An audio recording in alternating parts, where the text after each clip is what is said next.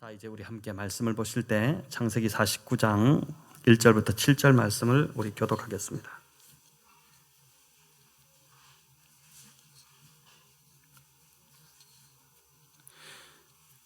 창세기 49장 1절부터 7절 우리 저와 여러분 교독으로 말씀을 읽겠습니다. 야곱이 그 아들들을 불러 이르되 너희는 모이라. 너희가 후일에 당할 일을 내가 너희에게 이르리라.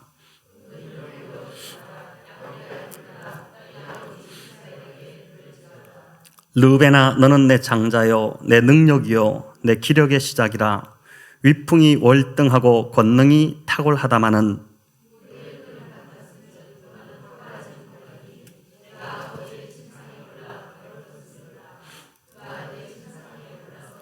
시므온과 레위는 형제요 그들의 칼은 폭력의 도구로다.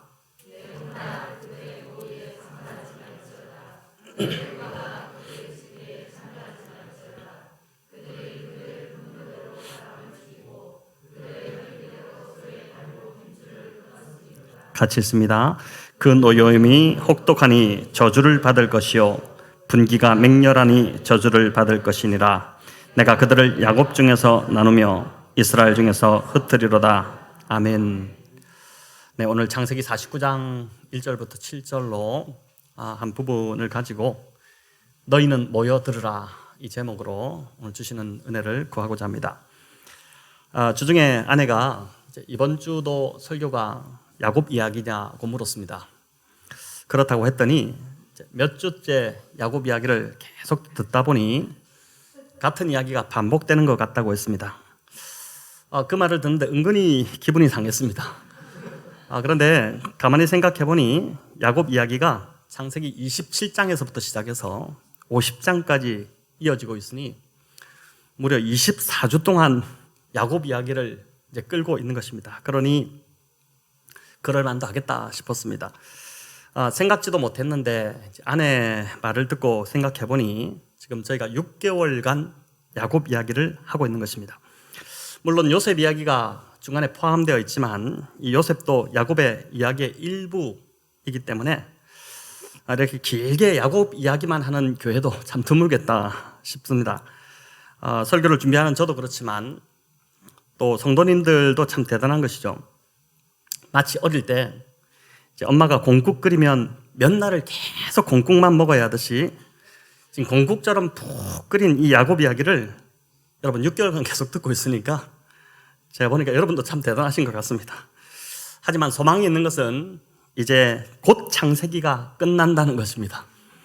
그래서 오늘도 여러분 힘들겠지만 공국을 맛있게 드시기 바랍니다. 창세기의 끝부분인 이 49장은 이제 12아들을 향한 야곱의 유언이자 축복입니다. 야곱이 죽음을 앞두고 마지막으로 유언을 합니다. 이 유언을 마치고 나서 이 49장 33절 마지막 절을 보면 야곱이 그의 열조에게로 돌아가는 이 유언을 마치고 바로 이제 죽음을 맞이하는 그 이야기가 나오는데 오늘 보면 3절에 장남 르우벤을 시작으로 해서 27절에 마지막 베냐민, 이 막내 베냐민에 이르기까지 12아들에게 빠짐없이 일일이 한 명 한 명씩 다 유언을 남겼습니다. 그런데 이 모든 유언을 다 마친 후에 28절은 이런 설명을 덧붙입니다. 우리 28절을 같이 읽어보겠습니다. 이들은 이스라엘의 12지파라.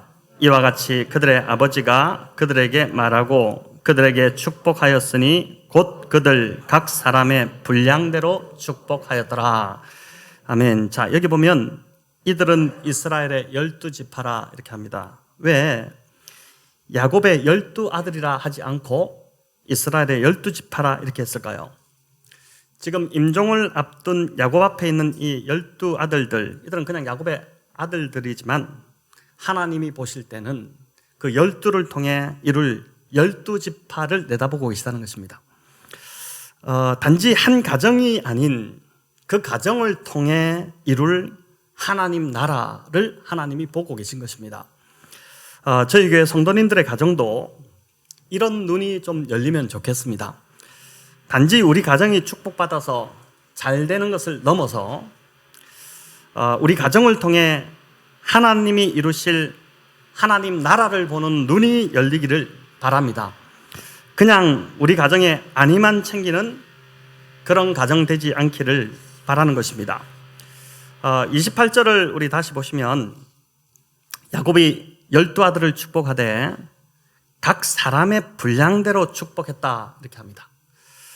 세 번역을 보니까 아들 하나하나에게 알맞게 축복했다 이렇게 돼 있죠.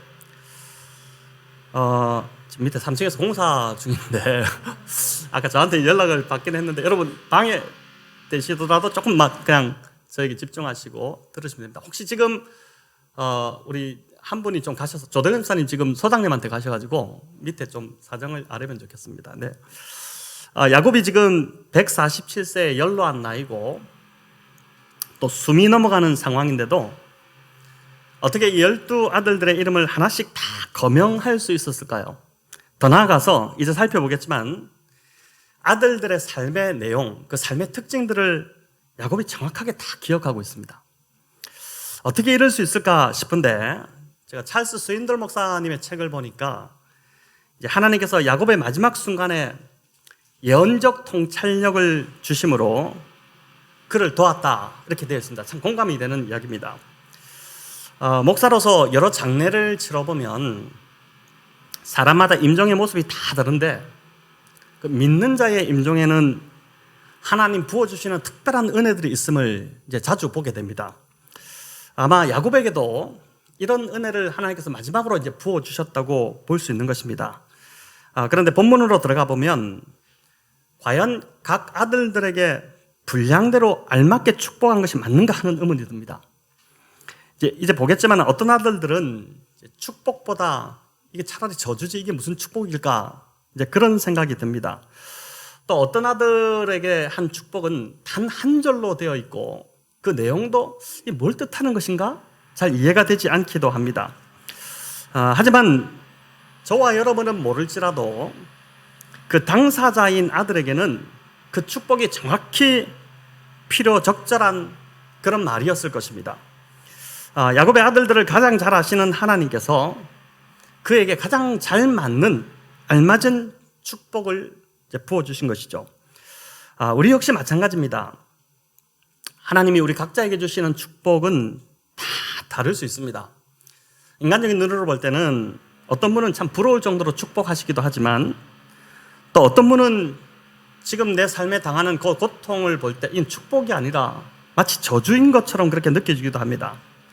하지만 우리를 가장 잘 아시는 하나님께서 지금 우리의 삶을 인도하고 계신다는 것이고 그렇기 때문에 지금 우리에게 일어나고 있는 이 모든 일들, 우리에게 주어진 이 축복들은 우리에게 가장 알맞게 하나님께서 주신 축복이라고 그렇게 이제 믿습니다. 그렇기에 다른 사람은 축복을 샘내어서도 안 되고 또 비교하거나 불평할 이유도 없습니다. 대신 내게 주신 그 축복의 의미를 잘 새겨서 그 감사함으로 이제 받고 그리고 하나님 주신 그것이 내 삶의 축복이 되도록 내가 그렇게 만들어 나가고 나아가서 그 축복을 다른 사람에게 잘 전달하는 흘려보내는 이제 그런 사람이 되어야 할 것입니다. 이제 12아들 중에 몇 명의 축복의 내용을 좀 살펴보고자 하는데 먼저 장남인 르벤의 이야기입니다. 우리 3절 4절을 같이 읽어보겠습니다. 르벤아 너는 내 장자요 내 능력이요 내 기력의 시작이라 위풍이 월등하고 권능이 탁월하다마는 물의 끓음 같았은즉 너는 탁월하지 못하리니 내가 아버지의 침상에 올라 더럽혔음이로다. 그가 내 침상에 올랐었도다. 아멘. 자, 성도 여러분 읽어보니까 이 말이 축복처럼 들리나요? 오히려 저주를 퍼붓고 있는 것 같지 않습니까? 르벤은 명색이 장남입니다. 지금 동생들과 다 함께 아버지 앞에 모였는데 동생들 앞에서 체면이 있지 지금 르벤의 이 과거의 치부를 야곱이 다 드러내고 있는 것 같습니다. 사람이 죽을 때는 좀 섭섭했더라도 다 용서하고 그냥 덮고 떠나는 것이 보통 그런 모습들인데 야곱은 마치 생전에 서운했던 이 르벤에게 섭섭했던 그 마음을 분풀이처럼 다 지금 쏟아붓고 있는 그런 느낌이 듭니다. 그런데 르벤을 향한 이 유언의 핵심이 뭔가를 보니까 너의 삶이 물의 끓음 같았기에 탁월하지 못할 것이다. 이렇게 이야기합니다. 이 끓다라는 히브리어는 어떤 뜻이냐면은 경박하다, 경솔하다, 음탕하다 이런 뜻입니다. 그러니까 그는 장남으로서 너무 많은 좋은 조건들을 가지고 태어났습니다. 다른 형제들보다도 여러 가지로 월등하게 뛰어났고 능력도 뛰어났지만 물이 끓듯이 끓어오르는 성격을 다스리지 못해서 모든 기회와 능력과 또 사람의 그 관계의 신뢰를 다 그냥 쏟아버리고 말은 것입니다. 집에서 물이 막 준수하게 끓으면 그걸 깜빡하고 끄지 못할 때 어떻게 하면 끓어 넘쳐버리면 안에 남는 물이 없지 않습니까? 마치 그것처럼 한순간에 달아오른 그 충동적인 욕정을 억제하지 못해서 이 아버지의 첩인 서모, 이 비라와 통간함으로 그가 장남의 권위를 포함한 모든 축복들을 다 그냥 잃어버린 것입니다. 아무리 좋은 조건을 갖추고 있고 재능이 많고 또 머리가 좋다 하더라도 이 충동적인 기질을, 우리 남성들이 특별히 이렇죠. 충동적인 이 기질을 다스리지 못하면 루벤처럼 될 수 있다는 것입니다.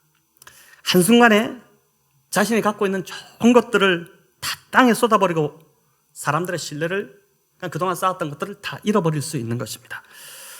교회는 보니까 이렇게 감정과 기분에 따라 움직이는 자들이 리더가 되면 어려워집니다. 이런 사람이 더군다나 능력이 많으면 많을수록 오히려 공동체는 더 힘들어지게 되는 것입니다. 야곱이 지금 눈 감기 전에 루벤에게 지금 이 유언을 남기는 이유가 무엇일까요? 이런 저주와 같은, 저주에 가까운 말을 하는 이유가 무엇일까요?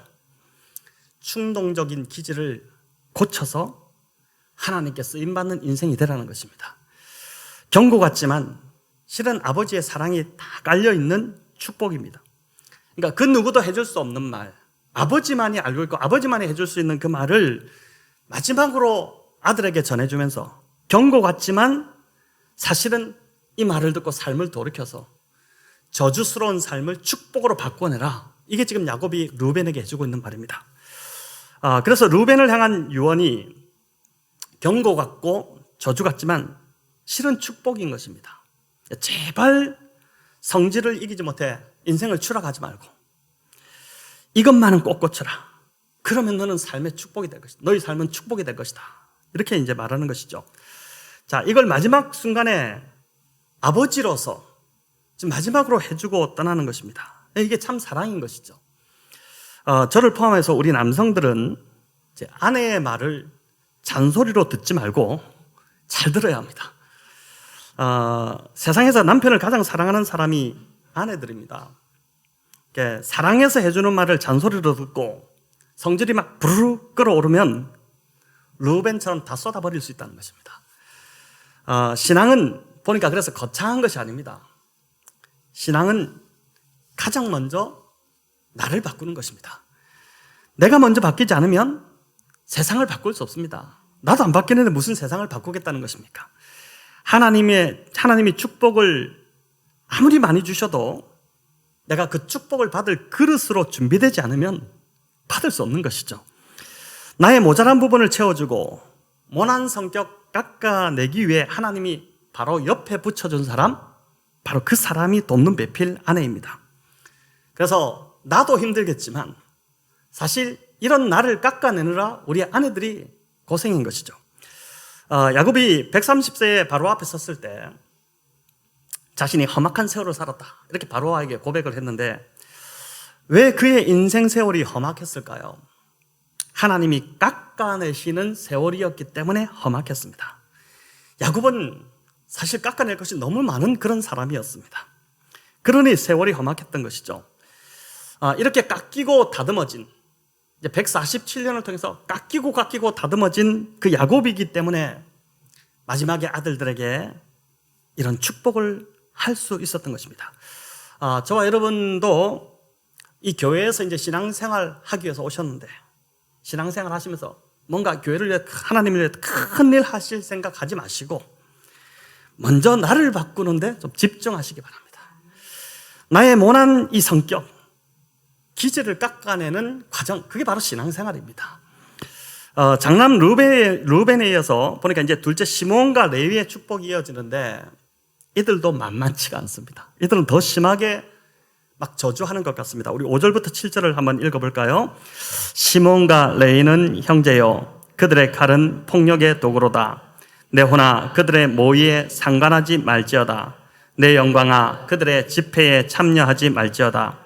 그들이 그들의 분노대로 사람을 죽이고 그들의 혈기대로 소의 발목 힘줄을 끊었음이로다. 그 노여움이 혹독하니 저주를 받을 것이요 분기가 맹렬하니 저주를 받을 것이라. 내가 그들을 야곱 중에서 나누며 이스라엘 중에서 흩으리로다. 아멘. 자, 여기 보니까 먼저 시몬과 레위는 형제라 이렇게 말하죠. 둘 다 레아의 소생이기 때문에 당연히 형제입니다. 당연한 걸 왜 굳이 다시 형제라고 말할까요? 이 말은 다른 건 몰라도 죄 짓는 데 있어서만큼은 이들은 서로 죽이 너무 잘 맞는다는 뜻입니다. 그래서 이들은 만나면 안 되는 사람들입니다. 만나기만 하면 남을 헐뜯고 죄지을 궁리나 하고 있으니 안 만나는 게 차라리 나은 것이죠. 이들의 문제는 여기 보니까 혈기와 분노를 다스리지 못한 것이 문제였습니다. 6절에 보니 분노대로 사람을 죽이고 혈기대로 소의 발목 힘줄을 끊었다 이렇게 하는데, 소의 발목 힘줄을 끊었다? 보통은 전쟁을 할 때 상대편의 전력을 약화시키기 위해서 말의 발목 힘줄을 끊지, 소는 일하기 위한 좋은 도구지 않습니까? 소의 발목 힘줄을 끊지 않습니다. 근데 이게 소의 발목 힘줄을 끊었다, 이 말은 화를 막 주체하지 못해서, 화가 감당이 안 되니까 해서는 안 되는 쓸데없는 행동까지 지나치게 해버렸다는 그런 뜻입니다.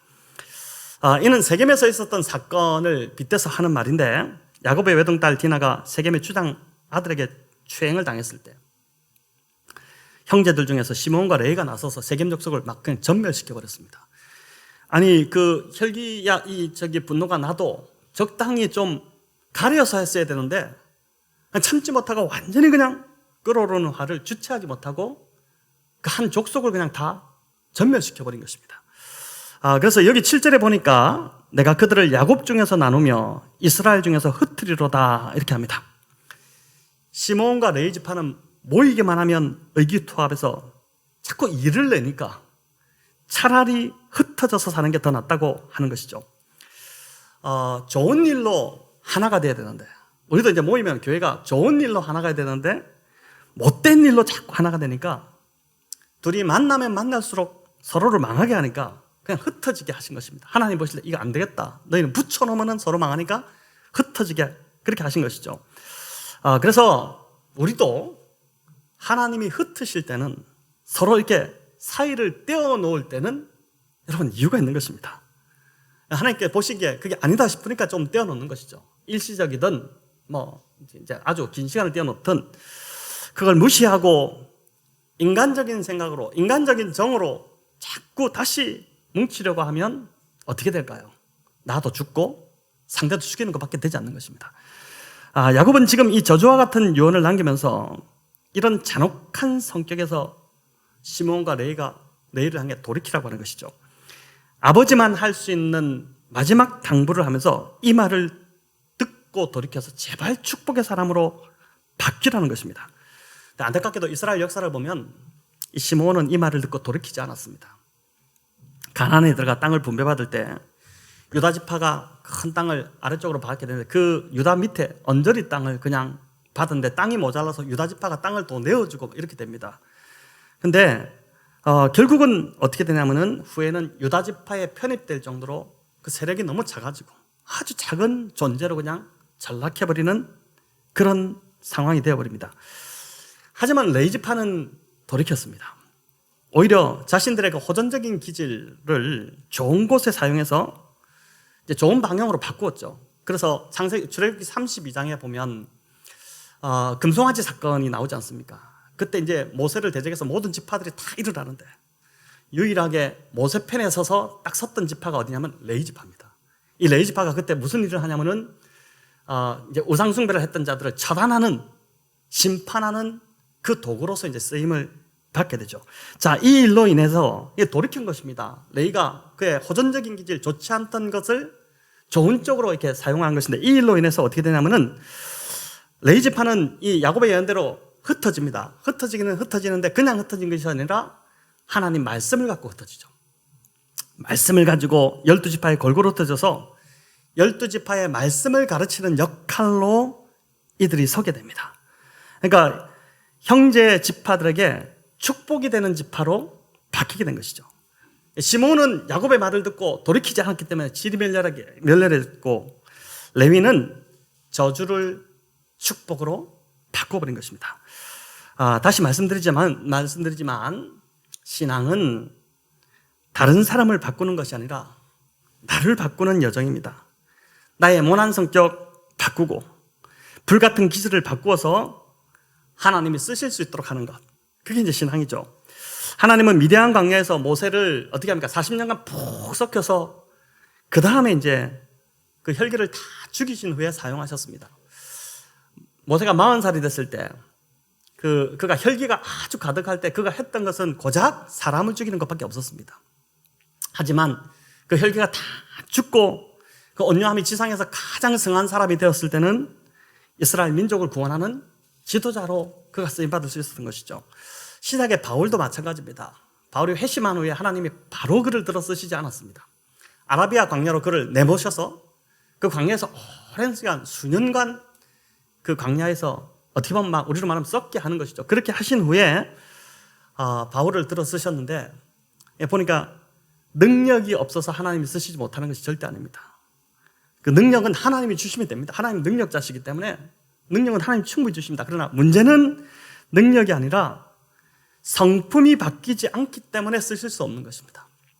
신앙은 바로 이런 우리의 모나고 삐뚤어진 성품을 죽이는 험악한 인생 여정, 험악한 세월을 보내는 것, 바로 이게 신앙인 것이죠.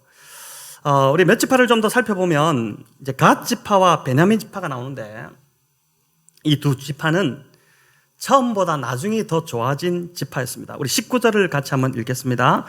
갓은 군대의 추격을 받으나 도리어 그 뒤를 추격하리로다. 자, 여기서 갓이 어떤 군대의 추격을 받았는지 알 수 없지만 핵심은 처음에는 굉장히 미약했는데 나중에는 그 추격하던 군대를 추격하는 그 정도로 강해졌다는 것입니다. 욥기 고백처럼 이제 처음에는 미약했지만 나중에 힘이 창대해지는 모습으로 이 갓 지파가 바뀌게 되는데, 신앙이 이런 모습으로 돼야 된다는 것이죠. 저와 여러분도 이제 이 교회 생활 하면서 처음에는 다 미약하지만 그러나 시간이 지날수록 점점 더 처음보다 나중에 좋아지는 신앙이 되어야 한다는 것이죠. 베냐민 지파도 마찬가지입니다. 27절을 우리 같이 한번 읽어보겠습니다. 베냐민은 물어뜯는 일이라 아침에는 빼앗은 것을 먹고 저녁에는 움킨 것을 나누리로다. 아멘. 베냐민은 처음에는 물어뜯는 일이다, 이렇게 나오죠. 베냐민이 처음에는 이리처럼 자기밖에 몰랐다는 것입니다. 이리가 먹을 걸 내줍니까? 절대 안 내주죠. 자기 배를 채우는 게 우선이었지만, 하지만 보니까 이게 아침과 저녁이 달라집니다. 아침에는 빼앗은 것을 먹었는데 저녁에는 움킨 것을 나누어 주는 모습으로 바뀝니다. 신앙은 이렇게 변화가 있어야 그게 이제 재밌습니다. 오랜 세월 동안 신앙생활 하지만 여전히 변화되지 않는 모습 그대로 있다면 그건 뭔가 좀 문제가 있는 것이죠. 제가 어제 큐티 본문에서 보니까 예수님의 제자 요한도 이렇게 갓이나 베냐민처럼 처음보다 나중에 더 좋아진 자였습니다. 어제 본문이 그런 것이지 않습니까? 예수님께서 예루살렘으로 제자들과 함께 가시는데 사마리아 한 마을을 들어가시죠. 근데 그 마을을 들어갈 때 그 마을에서 환영하지 않아가지고 이 요한이 발끈합니다. 그러면서 예수님께 뭐라고 하죠? 차라리 하늘에서 불이 내려 이 말을 다 태워버리게 할까요? 이런 말을 하지 않습니까? 이 제자로서 도저히 입에 담지 못할 말을 요한이 하게 되는데, 그래서 이제 요한의 별명이 뭐였냐면 우레의 아들들이었습니다. 번개같이 급하고 거친 성격의 소유자가 바로 이 요한이었다는 것인데, 이 요한이 나중에 어떻게 바뀌냐면은 한없이 부드럽고 따뜻한 사랑의 사도로 바뀝니다. 한없이 부드러운 사람으로 바뀌죠. 저희 교회에서 신앙생활하는 우리 성도님들은 이제 지금 시간이 지날수록 점점 더 부드러워지고 점점 더 따뜻해지고 그런 모습으로 점점 바뀌기를 원합니다. 특별히 우리 남성들, 참 남성들 이런 변화가 일어나기 참 쉽지 않은데 우리 남성들이 점점 더 이렇게 시간이 지날수록 따뜻한 모습, 부드러운 모습, 요한과 같은 사랑의 사도로 바뀌어 가시기를 소망합니다. 시몬과 레위를 보더라도 보니까 내면에 처리되지 않는 상처나 열등감이 있으면 그게 어떤 상황과 맞닥뜨려지면 분노로 표출됩니다. 시몬과 레위의 어머니가 레아였죠. 여러분, 이 레아는 평생 남편 야곱을 사이에 두고 동생 라헬과 관계에서 열등감에 시달렸던 년입니다. 동생은 예쁘고 야곱이 라헬만 좋아하니까 늘 열등감에 시달렸죠. 그러니까 그 자식들도 어떻게 됩니까? 이 시몬과 레위가 레아의 자식들인데 그 자식들도 그 어머니의 열등감과 시기와 질투의 그 물을 마시면서 자란 것입니다. 보니까 요한 역시 사마리아 사람들이 어떻게 보면 단순히 거절한 것일 수 있죠. 왜 거절했는지 이유를 모릅니다. 그냥 상황이 있어서 거절할 수도 있는데 우리도 그렇지 않습니까? 근데 그 거절을 나를 무시했다고 받아들인 것이죠. 그러니까 해석을 잘해야 되는데 신앙은 우리 삶은 어떤 말을 들었을 때 그걸 어떻게 해석하느냐에 따라서 내 삶이 달라지는데 그걸 날 무시한다고 이렇게 받아들여 버리니까 이제 문제가 된 것이죠.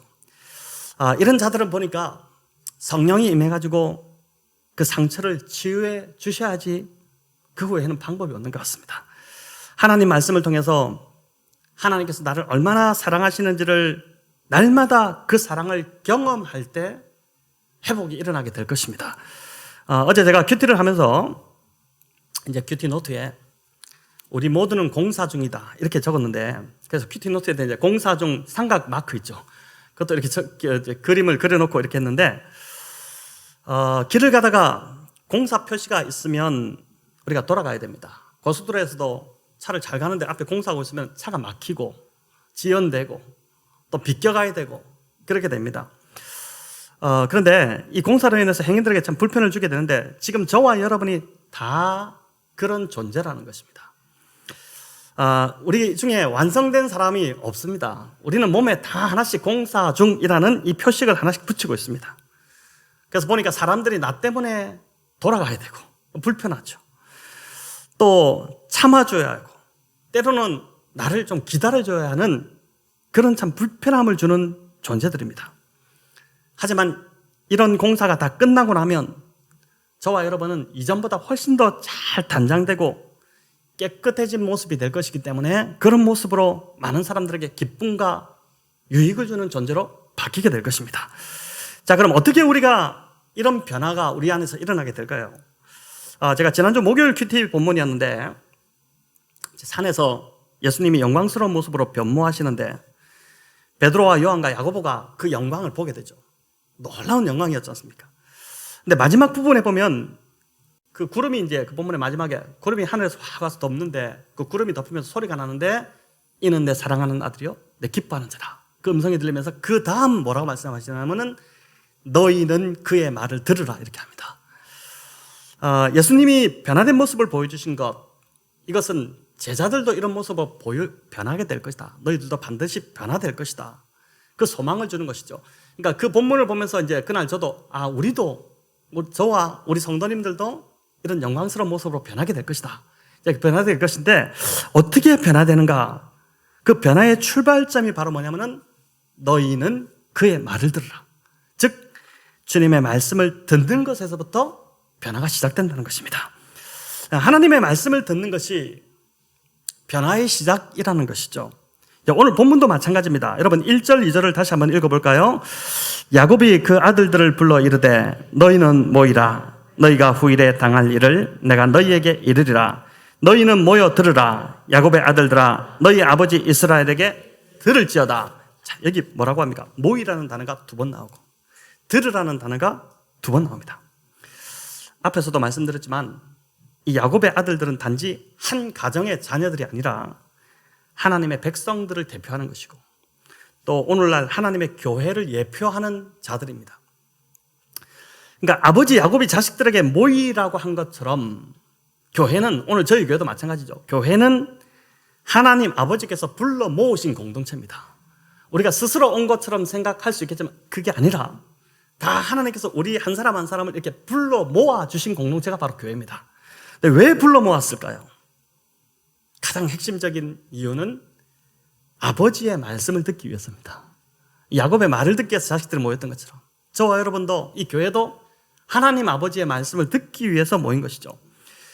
비록 그 말씀이 때로는 아주 우리의 눈물을 쏙 빼놓을 것 같은 그런 참 훈계, 책망하는 말씀, 또 듣기 거북한 말씀일지라도 그 말씀을 듣고 삶을 돌이켜야 저주에서 축복으로 바뀌고 변화가 일어난다는 것입니다.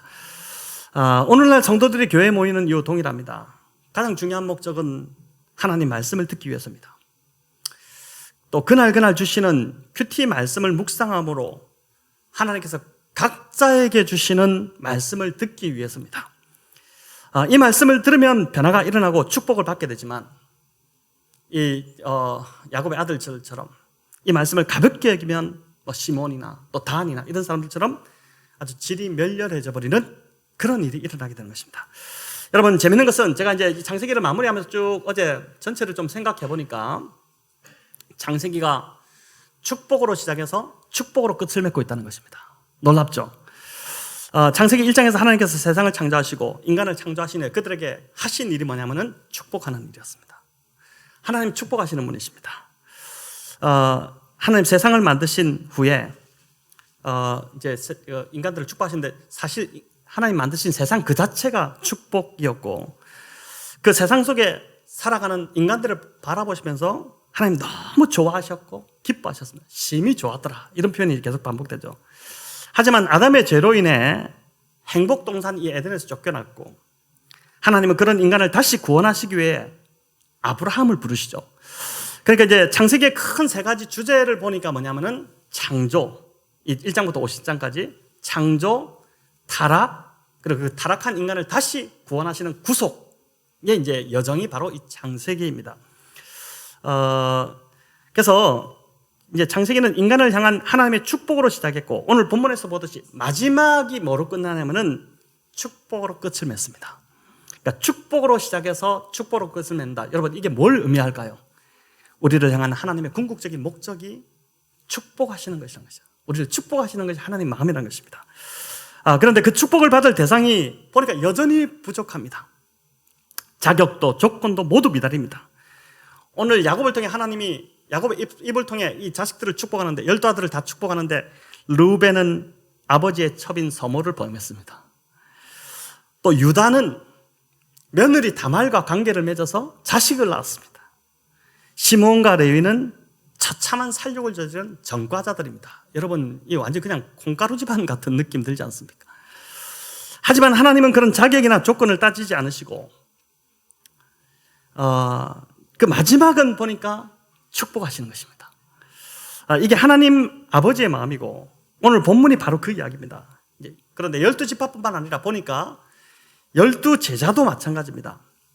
예수님의 제자들 중에 무슨 자격이 되거나 조건이 되어서 제자로 부름받은 자들은 단 한 명도 없었습니다. 그들은 엘리트도 아니었고 또 좋은 가문도 아니었습니다.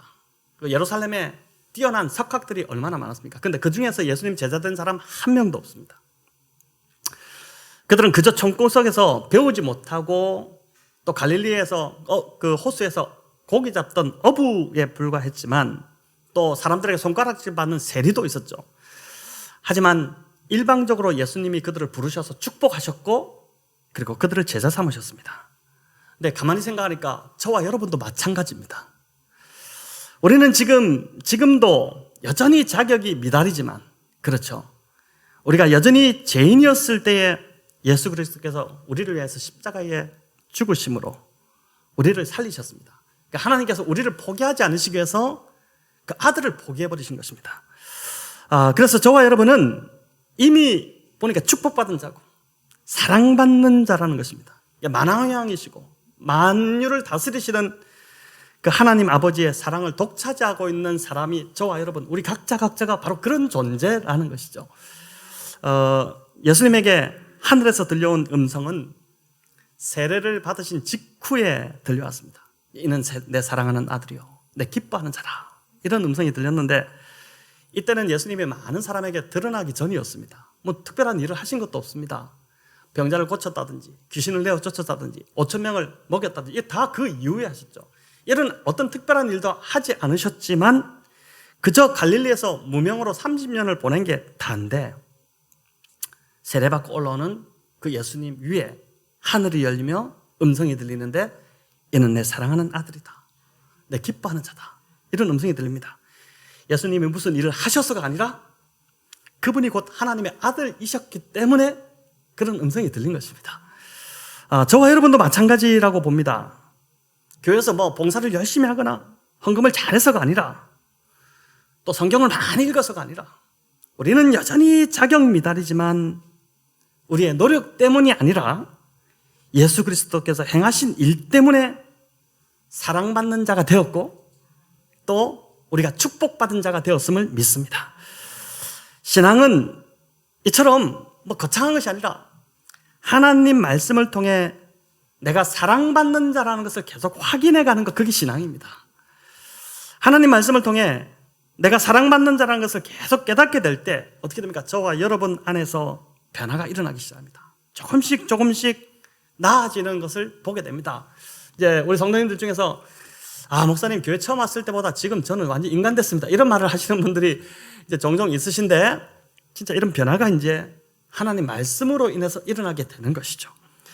우리 안에 있는 상처와 열등감, 분노, 충동적 기질 이런 것들이 점점 사라지고 아주 당당하고 밝은 에너지가 이제 나오게 될 것입니다.